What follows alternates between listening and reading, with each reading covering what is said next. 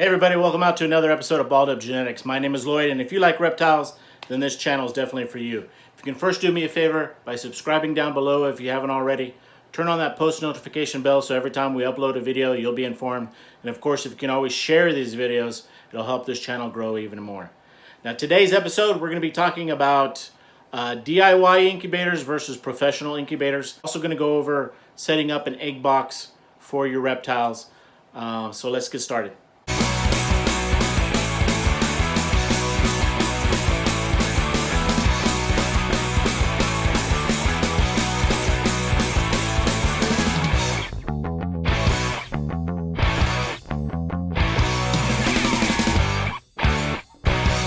So there are a couple of things that an incubator needs. It needs to be well insulated, it needs to have good circulation, and it needs to have consistent temperature. You can get all these in a DIY incubator. I'm going to show you some of mine in a moment, and I'm going to show you some professional incubators too. The difference is going to be in looks and price, and that's going to be up to you and what you're going to want to do with your collection. Eggs need a certain temperature, and they need a certain humidity level over a period of time, and you need to know your reptiles. You need to know what those parameters are before you put them in an incubator. Also too, when going over egg boxes or making egg boxes with the media in that you need to sustain humidity, that's going to be up to you. This is not by no means a how-to video. I'm just showing you what works for me over the years that I've been doing it. I've been being in the zoological field for many years. I've hatched out hundreds and hundreds of animals, from multiple bird species to multiple reptile species, and they all have differences in their parameters, and they've also had a lot of differences in the way that they hatch out. But what I basically want to do in this video is show you the basic understanding of an incubator, or your needs out of an incubator, and just setting up a generic nest box for the eggs when you get them from your reptiles. Since it is ball python breeding season, we're going to mostly focus on that right now, setting up an egg box for your ball python needs. Let's go and take a look at some of those incubators. Yeah, so here's one of your cheaper professional incubators. This one's just made straight out of styrofoam. It's a styrofoam box basically with a heating element inside. You can pick this up at a local feed store. You can get it online, like on Amazon. So the styrofoam is the insulation for your eggs. Inside on the top you have a wafer thermostat, and then you have your heating element in this rod right here. Underneath the wires where you would fill with water, and that would be your water reservoir. And on top of the wires where you would put your egg boxes. It works really well with small reptile eggs. On top, you have these windows that you can see in. This controls your temperature, your heating light indicator. There's some holes here, ventilation to help regulate humidity. You are going to have a thermostat inside. So when you adjust that wafer thermostat, because it is an on and off thermostat, so you're going to have to fine tune it to get to the temperature that you want to have inside. Again, they're a good little incubator for when you have one or two clutches of whatever reptile species you have. But let's go ahead and start with the next professional type. Yeah, so with these professional incubators, they come in many different sizes, shapes, materials that they're made out of. This is a small Grumbach. You also have these wooden cabinet ones that hold humidity really well. I have one that's very similar to this that I've used for decades. Then you also have these taller Gqf ones, and I'll show you one of my old Gqfs that I use for my tortoise eggs next. This is just your standard cabinet incubator. This one again is made out of plastic. Inside, this is my Gqf incubator. Inside, of course, I have my water reservoir up front. Back in the back, as you can hear, there's a fan. So there's a fan back here. The wire on the front is actually the heating element. It goes over to this thermostat that's right there. This is called a wafer thermostat. Then I can have different shelves in here. Right now, I really don't need them. I have my egg boxes with my tortoise eggs in. Right now, I'm incubating some. Let me close this. Right now, I'm incubating some redfoot eggs, leopard eggs, and pancake tortoise eggs. As you can see on the bottom, just like my other incubators, I have water bottles in them. So that helps maintain the temperature whenever the door opens up. Again, there are different styles, different manufacturers, different bells and whistles on them. I have just the wafer one on that, and I've had to tweak it back and forth. I have a thermometer in there. Tweak it back and forth until I see the temperature I want. But again, this one is an on and off. But with my tortoise eggs and this wafer thermostat that I'm using, it's about a degree plus or minus of my set point. And for these tortoise eggs, that's okay. Eventually, I am going to probably convert this over to an electronic thermostat. So I have precision on the temperature. But for right now, this one's worked out for me for a while. So again, you can, in certain circumstances, use on-off thermostats. You just have to keep an eye on them, that they don't fluctuate too much out of the parameters for your eggs that you're using. Okay, guys, so the incubator that I'm using for my snake eggs is an old beverage container that I modified into an incubator. They're pretty easy to do, and again, I'll come out on a video when I do some other projects on making some more incubators. But I like the one that had the glass front on it. Underneath here was where the old compressor was for the cooling system. Of course, I took it out because I didn't need it and I didn't want the weight of it. You don't have to take it out, but if you do, just remember to go by the guidelines in your state for disposing of the refrigerant or the coolant that's inside, and of course be careful because it is under pressure. Once I got rid of that, I needed, of course, start putting in the heating element, and in this case, the heating element is heat tape, 12-inch heat tape that I got from Reptile Basics. Their link will be in the description below. I used one long piece that I secured to the sides here. Remember, you can put it anywhere. It's just up to you. Just be aware of how you do it. I put mine up and all the way down one piece. I have a fan to circulate the heat because, of course, heat rises. The controls are right here, so I can speed it up or slow it down depending on how much of the heat I need circulated inside of the incubator. I also have a light in here. You don't have to have a light, but it's nice to have one at night. And then, of course, the ambiance of it showing through. A glass front is also nice. I have shelving I can put in here. Right now I just have the one. I also have water bottles in here to help keep the heat consistent, so when the doors open and closed, it doesn't take so long to warm back up again. I also have a little water reservoir in here to help out with the humidity. And to keep track of the temperature and humidity, I'm using Sensor Push. I like this device. I've used it for a while. This is their new one, which shows the humidity on your phone. You can use whatever, but I do highly recommend using one of those in the future. Then, of course, we have to have a thermostat to control the heat. And the one that I'm using right now, and I've used for quite a while, is actually a Vivarium Electronics 200.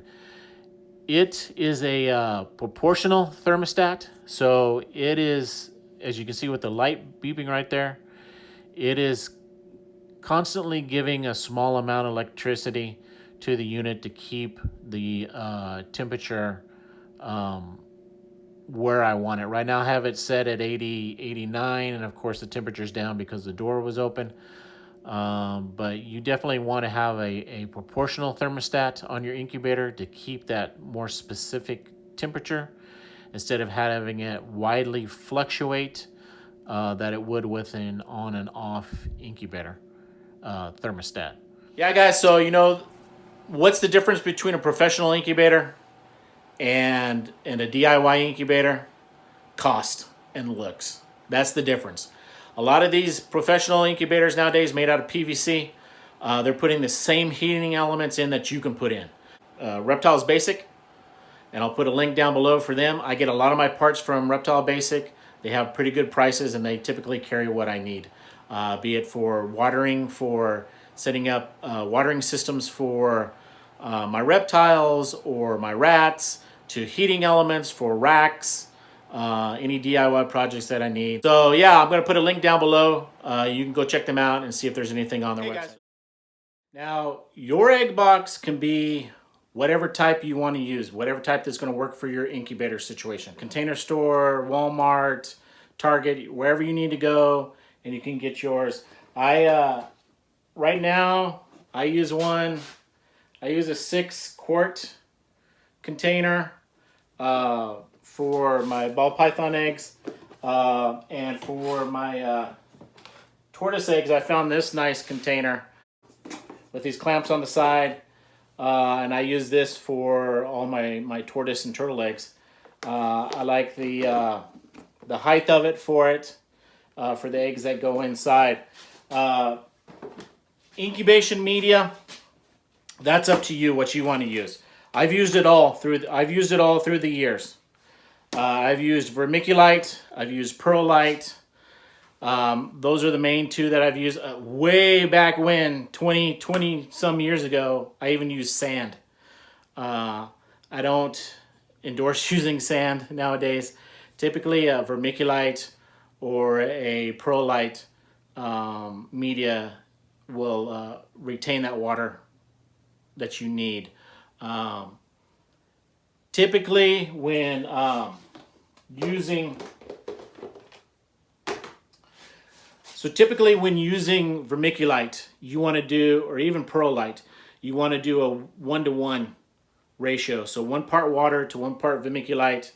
When you do the vermiculite and even the perlite, when you crush in your hand, you want it to where it's going to form in your hand but not drip any water out. Put a pretty good layer in it, and then you can set your eggs. Now, some people, they're going to do like in this picture right here, they're going to put a light diffuser inside to separate the media from the eggs. If you want to do that, that's great for you. Some people put a lot of water in theirs, and you definitely don't want your eggs of any kind setting in water, because those eggs are porous and they will suck that water in, and they can destroy the cells and the membranes inside and even drown the embryo. So you definitely don't want them setting in water. I don't use light diffusers because the consistency of my perlite, my vermiculite, is where the egg's not going to absorb a lot of water. So I set my eggs straight in this media. Just like in this. So like in this setup, ball python eggs, you're going to see in future videos when we have snakes laying eggs, that they are laid in a clump. They're all stuck together. Some people will take it, and the way it's laid is the way they put it in, and that's fine. I used to do that in the past until I came across a few clutches of eggs where an egg in the middle molded and went bad, and there was no way I could get it off of the other ones, and I don't want that mold going to the other eggs. So from a business standpoint and from a health standpoint, I want every single egg to have the best opportunity it can to hatch out. So I take mine apart now. I pull each egg off and I put them inside the box. So if one goes bad, I can take it out and it's not going to contaminate the rest of them. Again, I will put my ball pythons, I put them straight into this media. I don't use a light diffuser. I don't use an egg rack that they're making nowadays, like this picture right here, or this picture over here. I just put it straight in here. Now, what I have changed lately is I am using Hatchright. It's a perlite consistency, but it's also mixed in with some a water polymer in it.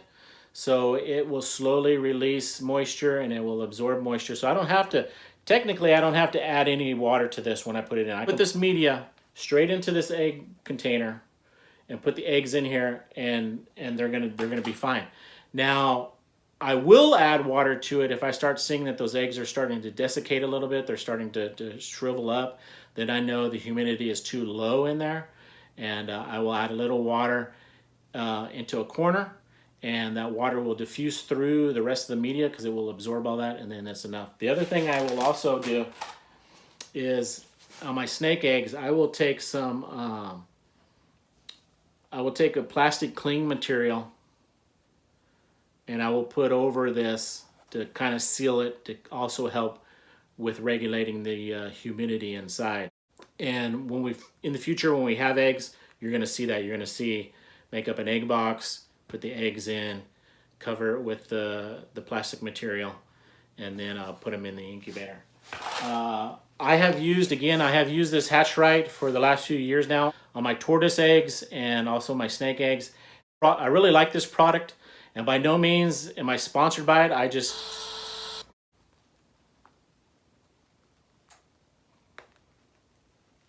Hey, Hatch Right, it's a good product. Give me a call. I'll be your sponsor. I'll do some ad work for you.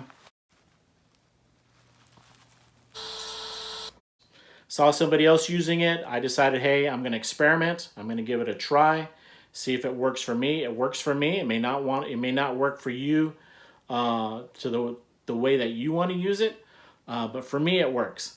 And again, I'll continue to use this in the near future. Yeah, guys. So there's many different ways that you can, it's not rocket science on setting up an egg box. It's just what you prefer and how you want to do it. Again, you can use perlite, you can use vermiculite, just enhanced hatch right, or there's other products on the market. You can put light diffusers in there. You can put those egg crates in there. Whatever works for you, that's what you need to do. This works for me, so this is how I do mine. But I just wanted to give you guys a glimpse into how I set up my egg boxes for my incubator. This concludes this episode on how to set up an egg box and also going over DIY incubators versus professional incubators. I just wanted to show this little guy off. This pastel double head dreamsicle is going off to a nice family this week. So I just wanted to show one last time. I also wanted to show off this little female cinnamon, that she's going off to a nice family also this week. And I really like the markings on her. Remind you guys to check us out on Morph Market and then also on our Instagram page. So until next time, take care, and we'll see you again real soon. Hatch Right, breeder designed, breeder approved. The only media that you need for your reptile needs. That's spelled Hatch Right, R-I-T-E. Don't get it W-R-O-N-G.